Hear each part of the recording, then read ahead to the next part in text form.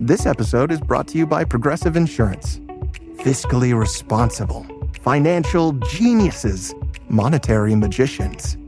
These are things people say about drivers who switch their car insurance to Progressive and save hundreds. Visit Progressive.com to see if you could save. Progressive Casualty Insurance Company and Affiliates. Potential savings will vary, not available in all states or situations.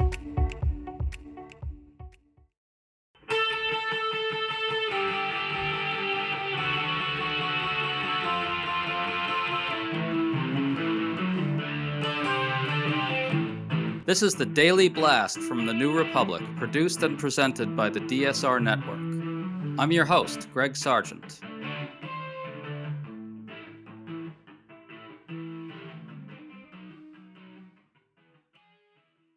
President Trump's militarized raids in Chicago just took another really horrific turn. ABC News reports that Trump's agents disrupted a children's Halloween parade, resulting in all kinds of mayhem. Tear gas was fired, old people were pushed around, children were terrified. What really struck us as well is what happened next. Illinois Governor J.B. Pritzker not only denounced it all very forcefully, but issued a sharply worded warning and a challenge directly to top Trump officials. This elevated the issue and forced Kristi Noem, the Department of Homeland Security Secretary, to give an answer that we think is terrible for Trump. All this has ramifications for how Democrats should do politics amid our slide into authoritarianism. And we're talking about all this with Dave Karp, a professor of media and public affairs who has a good new piece for the New Republic that touches on this topic. Dave, good to have you on. Thanks for having me. So the Border Patrol unleashed more mayhem in Chicago over the weekend, as ABC reports, quote, neighborhood residents claimed the agents interrupted a children's Halloween parade and allegedly deployed tear gas without warning on residents trying to intervene, close quote. ABC also saw video footage showing agents firing tear gas and tackling and arresting several people, including U.S. citizens. Dave, just another day in Trump's America, huh? Yeah, they keep wanting democratic cities, blue cities, to be war zones, and then taking actions to turn them into war zones. What strikes me, I live in Washington, D.C., so we've been occupied for a few months now. There are always these National Guardsmen on my running route protecting the park where 3-year-olds are having their birthday parties. That what they're looking for is video and stories that they can share on X and share on social media in order to tell a story to their hermetically sealed media environment that it's all war and they're out leading the charge to make things better. And meanwhile, we've got objective reality, which is kids in neighborhoods going and having a Halloween parade and parents getting tear gassed and just saying, can you lay off? It's so far of a gap between the stories that they want to be true and the actual world we're living in. And that's what we're up against. Absolutely. And I think Governor J.B. Pritzker really understands that. Let's listen to the governor describe what happened. Witnesses say the agents swept in, donning automatic weapons, pushed elderly people to the ground, and blasted the area with tear gas. They ended up detaining 3 people. None of them had done anything wrong. 2 of them were U.S. citizens. This wasn't happening before the Trump administration. Now, U.S. federal law enforcement attacking good and decent people unprovoked with no explanation. So don't believe it when they tell you that they're busting the worst of the worst gangs or gang members. They're attacking peaceful neighborhoods and terrorizing kids in Halloween parades. Children across the city are being traumatized. Their parents are being taken from them. Families are being ripped apart, sometimes in the most heartbreaking of circumstances.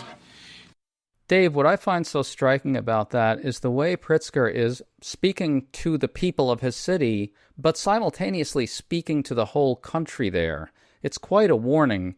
Kids being traumatized. You could be next. What do you think he's up to here? I think of all the Democratic governors, Pritzker is the one who understands the assignment best. And that's because he's both telling stories that are true about what's happening in Chicago, but also painting a picture of what Chicagoans are facing and making clear that this is an attack from Trump's forces. Yeah, and I think Pritzker makes another interesting move here that I really want people to listen to. Check this out. The Department of Homeland Security claims their highest priority is to protect children. So today I have to ask them, please live up to those ideals.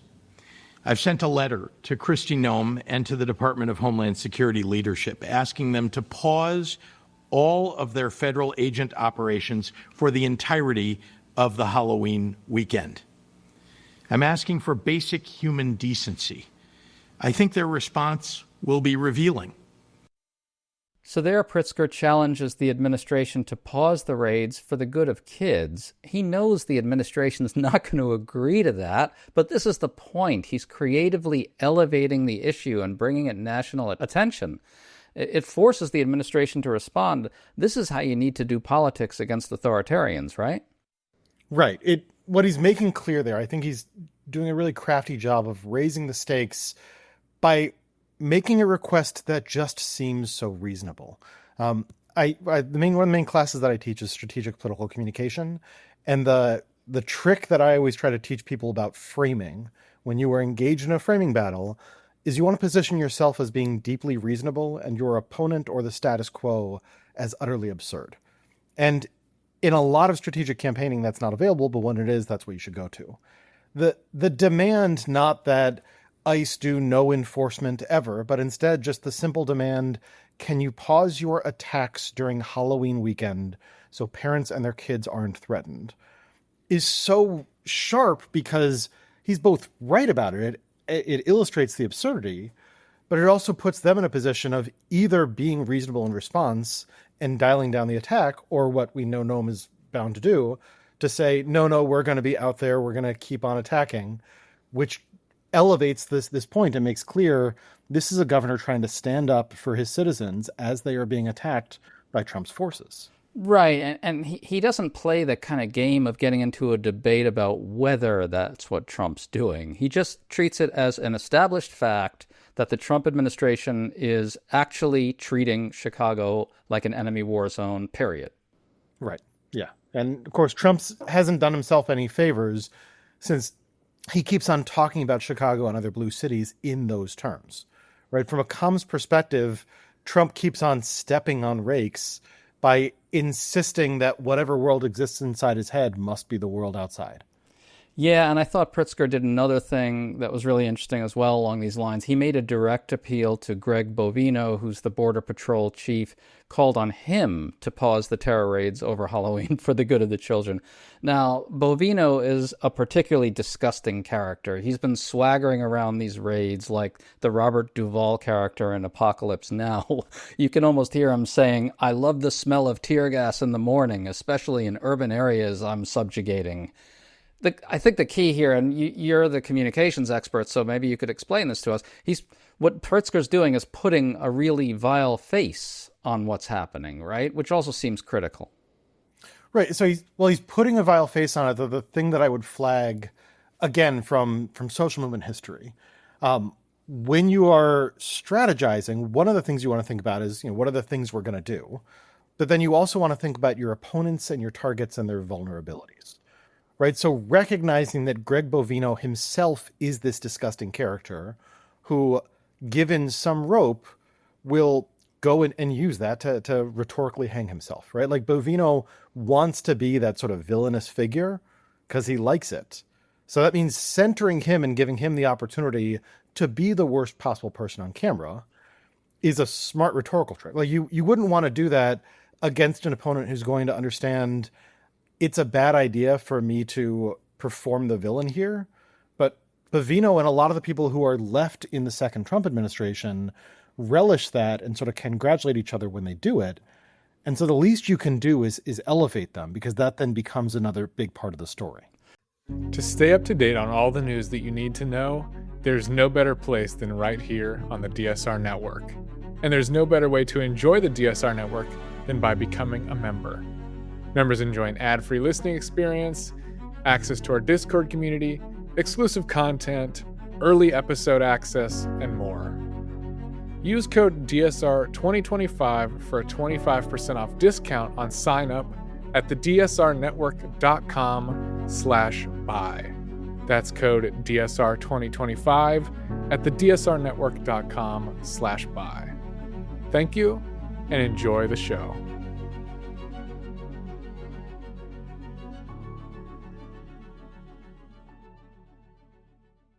Well, let's listen to how Homeland Security Secretary Kristi Noem answered Pritzker's challenge.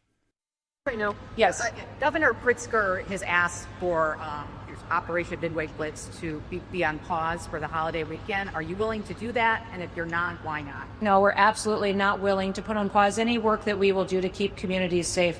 The fact that Governor Pritzker is asking for that is shameful. So Noem tries to put a little spin on this, but now the story is Trump administration won't pause terror raids during Halloween after Pritzker makes appeal to keep kids safe. Your thoughts, Dave? I always want to stress that winning the comms battle doesn't actually win the war, but that's what you can control, and certainly this is him winning the comms battle, right? Her responding with this odd thing about, oh, we're tracking down the child pornographers. Like, no, you're not. Like that's not anything. You're just kind of making that up.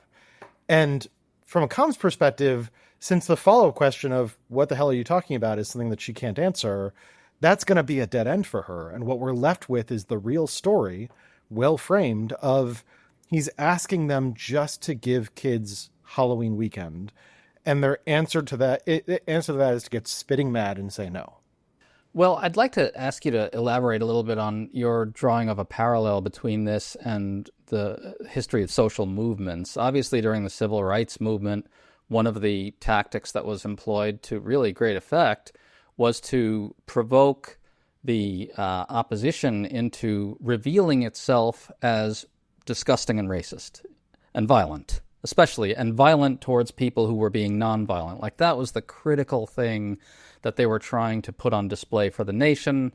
Obviously, the media environment was a very different thing back then than it is now. But I think the core insight is the same, right? Can you apply that to the present? Yeah. So I actually teach this in class as well. It's a book that I wrote a decade ago. My favorite example from the civil rights movement is the March from Selma to Montgomery. They had done a similar march in, I believe it was Rochester, New York. And the Rochester government said, that's okay, you can go ahead and march. And Saul Alinsky has this great line that the action is in the reaction. It sort of sums this up. But the lack of government overreaction meant that at the end of that, these courageous activists are left with tired feet and no social change. And they recognized that, and so they went into the place where they knew that the racist sheriff would turn the dogs and the hoses on them. That requires tremendous courage. We shouldn't sort of undermine and sort of discount that courage. But it's also real strategic savvy of recognizing they're going to overreact. And this is an era when there were only 3 TV stations. And so all the TV stations will be there, and this will then become the national conversation. That was strategy, and it worked. A critical part of it that I think is important for us to think about now is that media environment is gone. So if they were strategically being bright by understanding how do you create leverage, essentially make things go viral in the broadcast media environment of the 50s and 60s. The question today is, how do you make things go viral in this weird fractured media environment? And the first answer is that it's not easy, but certainly the action is still in the reaction. That's the first lesson. And the second thing is that you need to be telling coherent, shareable stories. This is the thing that has been driving me personally nuts with a lot of the Democratic leadership, where their answer to everything is to talk about the price of eggs and sort of phrase it as kitchen table issues. That's nice as a soundbite. It works if you're getting interviewed on the nightly news and the entire nation is still watching the nightly news. But it ends up being so trite that nobody's gonna share it. Like that sort of deadens the energy. Whereas Pritzker understanding the assignment, understanding that you need to tell stories that are true and that resonate, but also are shareable. If things aren't shareable, then they don't go anywhere, because that's how people engage news today. So you need that third component, and it's hard, but he's doing it right. Yeah, it's interesting to kind of compare the two moments in a way. So as you said, people were kind of, there was a monolithic media environment back then in many ways. And now, of course, the big story is that the media environment is fractured in a million different ways. But viralness is the thing that breaks through that problem when it really comes down to it. everybody's kind of in their own algorithmic torpor, They're kind of in their own silos, and you need to break them out of that. And I think the core insight with people like Pritzker and to some extent Gavin Newsom, the California governor, is that this kind of jarring storytelling that just breaks through the noise and just gets around into people's spaces, that's how you get it into their heads. Yeah, so I would complicate that in one way that there's, I think, two assignments, and one is because there's a small attentive public that's in usually the single-digit millions, and then there's a massive inattentive public, which is in the hundreds of millions in the United States. And that's true for social media. That's also true. And if we think about like the audience of Fox News, like the biggest Fox News show is drawing maybe like 3 million people. That's like 1% of the country. So we've got the attentive public and the inattentive public. One of the things you need to do is provide stories and sustenance and hope or outrage to the attentive public, the people who are within your fractured media cycle or silo and tuning in. Those are the people who are going to turn out to the No Kings March and ask their peers to come. Those are the people who are going to knock on doors for you on election day and maybe even run for something. And then you also separately need to be telling stories that are going to travel outside of that attentive public fractured media silo to reach people who are only incidentally going to engage with this. So like what I like to keep in mind is you're not trying to reach like the people watching CBS. You're trying to reach the people who are just tuning into SportsCenter. So what are the things that are actually going to travel beyond the political media conversation? And that is going to be things like neighbors talking about how kids got tear gassed at the parade. The governor was pleading that the president just give them a break. That type of thing isn't going to get everybody's attention for the entire time, but that's one of those moments where you can extend beyond the narrow attentive public. I think there's also some solace to be drawn from what we saw with No Kings, because at least people I talked to, we had one person on here who was at a No Kings march in a red part of Texas, of all places, and saw this. But I think we saw the types of people turning out at these marches that are outside these information silos of the super committed. They're in that second category, the inattentive category. And it seems to me that, this type of thing is really, really, really primed to break through to those people for the reasons we've been discussing. But secondly, we're already seeing that these people are getting more activated. What do you think? So yeah, in sort of classic organizing theory, we talk about a ladder of engagement. Those people turning out to their first No Kings March and having a good time, that's the first rung on a potential ladder of engagement. That's just sort of like classically good work, well done. The other bit that comes up for me with a protest moment like No Kings, because I always get a lot of questions when that comes up as a social movement theorist, like, is it effective? And what the people asking that are usually saying is, will this protest bring down an end to the presidency? And if not, shouldn't we complain about it? And the answer is, well, I know, of course, the one protest isn't going to end Trump's presidency. Nothing will. But then what you want to think about is, how does this fit into a broader campaign and a broader arc? Like, what work does it do? And very clearly, the work that it's doing, since there's no action that will end his presidency today, the work that it's doing is sustaining people, giving them hope, giving them vitality, so that they don't get depressed and give up. So like it's powerful because the numbers are large and because people leave that feeling like, I have hope, that was fun, we're going to do more of this. All of that is sustaining people who are tuned in but worried about, what do I do with all of this? Makes them not feel alone. And it also brings new people out who then say, okay, I'm now going to become part of that attentive public. Well, I think there's also another core insight that I'd like to bounce off you. I think it's driving what Pritzker's doing here again, maybe Newsom to some extent, and it's more specific to MAGA in Chicago. The idea is that when you polarize the shit out of these issues, it forces people to take sides in them. Like Noem and Bovino know they absolutely cannot back down in any way if Pritzker, some two-bit Democratic governor, issues a challenge, right? So they have to double down. They have to excite the MAGA base, which wants them, let's be clear, wants them to treat Chicago like enemy territory. That's what MAGA wants, and that's why you've got all these little, minions running around filming all this.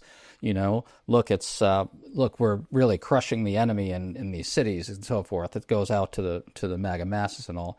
But the middle of the country is reacting badly to all this. Most Americans hate the bullying, the military cosplay, and the use of hyper-militarized equipment on defenseless people. That triggers people's anti-totalitarian instincts. And I think Pritzker and Newsom and maybe a few others, maybe Chris Murphy to some degree, know this, right? They know that if we get this conflict elevated, people in the middle who are going to take our side. Right. Yeah. So by elevating it, the hope is that, because again, people in the middle are almost by definition people who are not paying a lot of attention.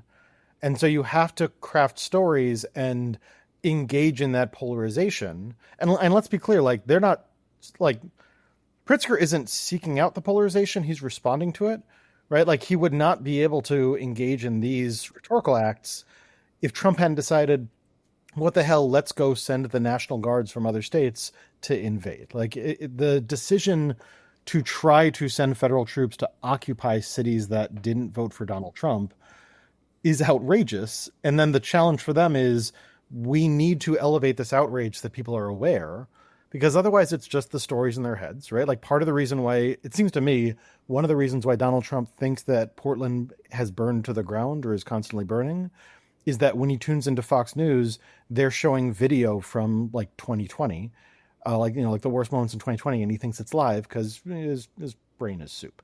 So that difficulty of, if you do not escalate it and tell stories that are true, that people who don't want to pay attention will pay attention to, then you're left just leaving them in control with power, and they're the ones with the guns. So you need to escalate this and fight back enough for the rest of the country to tune in and say, what do you mean Chicago's a war zone? It's Chicago. They've got terrible bagels, but otherwise it's a lovely city. Right, and also there's another danger in not engaging this the way Pritzker is, which is that it allows Trump and his propaganda apparatus to monopolize the information space with his storytelling about what's happening. So again, everybody's, most of the people in that second category are trapped in their information silos. They're scrolling about whatever they're scrolling about. But some of the MAGA noise kind of filters through to them, right? So they just, what they hear is, oh, well, they're running a law enforcement operation in this place because there are a bunch of deadly criminals in that place. And if they only hear that, they maybe start to get seduced and sleepwalked into believing that this response isn't the absolute outrage that it actually is. Can you talk a little bit about that danger and why that has to be countered? Yeah, I mean, in the absence of counter narratives, Trump and his team and, Fox News is certainly able to spin up a story to make themselves sound kind of reasonable, right? If it were actually the case that Portland was a war zone and on fire all the time, in a world where that was actually true, it could make sense to send in federal troops to help out. And if your only knowledge of Portland or Chicago or Washington, D.C. is the story that is getting told by the president of the United States without pushback, like, you're not going to any of those cities. So like, yeah, okay, I guess that's true. Why would he be invading the cities if it wasn't true? That would be kind of weird, right? So for people who are sort of getting these stories as background noise, if there is no counter narrative, there's no kind of conflict saying, hey man, what the hell are you talking about? Your brain is mush. Then people are going to just sort of accept that or say, I don't know what's going on here. I would rather stay tuned out and just leave the regime in control. So you do need to engage in these fights and win them. Well, just to close this out, in your very good piece, you discuss the information problem. You essentially conclude that the fractured environment we're talking about, the need to command attention, really requires Democrats to make sustained investments in some sort of new media apparatus. Can you talk about that and talk about how that applies to what we're learning out of Chicago? Yeah. So, and unfortunately, I'm going to be a downer here, but analytically, we both have a fractured media environment, but that is combining with a 20 or 30 year program amongst the right to build up their own information ecosystem, right? This is the story of talk radio in the 80s and 90s through Fox News, through the Republican blogosphere, and then onward to their podcasting empires today. They spent money and built up talent and built up an ecosystem. And progressives spent and I was a progressive organizer back in the aughts. I remember when we were talking about, hey, we need Air America, we need to fight back against Fox News. It's not that people didn't know that they needed to do it, it's that they didn't make the sustained investment. So we've got that plus a fractured media environment. And then the thing that makes it even more dangerous is on top of that, we now have arch conservative billionaires buying up both mainstream media and social media. Right? Like we have centi-billionaires. Elon Musk bought up Twitter and turned it into X. It's now a right-wing echo chamber. Larry Ellison is one of the lead investors in the team that's going to be buying up TikTok. So they're going to control that algorithm too. Mark Zuckerberg has gone right-wing. Larry Ellison's son bought CBS and is in the process of trying to buy CNN. And Jeff Bezos went right-wing and owns the Washington Post. So now we have all of these mainstream outlets whose owners are putting their thumbs on the scale, and they're buying up more of them, while they also buy up the major social media platforms. That ends up creating an echo chamber where the other side just has a bigger megaphone. We have the truth on our side, but people don't hear the truth if the other side has a much larger megaphone. The reason why I'm a bummer on this is the ideal way to fix this is a bunch of liberal centi-billionaires, people with over $100 billion need to start counter-investing. And unfortunately, there are no liberal centi-billionaires. So we're going to need to engage in a sustained effort of building out this sort of media operation like they did 30 years ago. But the clock is ticking and we have fewer resources than we need. So the thing that I'm trying to do in the piece is at least point out, if we are ignoring that, then we're never going to get better results. We need to start at least trying to summit that mountain. And the Chicago situation, I think, shows this about as clearly as you could possibly want. It really lays out the information challenges we face, right? Right. Yeah. I mean, again, Pritzker can go on air. He can say that, and it can go viral. Though the challenge is we're probably going to end up still seeing, Fox News and the set of outlets that are still getting permitted to interview the president. They're not going to quote him or cover him because they have learned that they're not supposed to do that.